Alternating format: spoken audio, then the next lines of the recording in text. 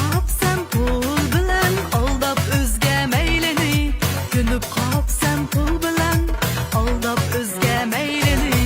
Meni shirin so'z bilan o'z maylingga bog'lama, meni shirin so'z bilan o'z maylingga bog'lama.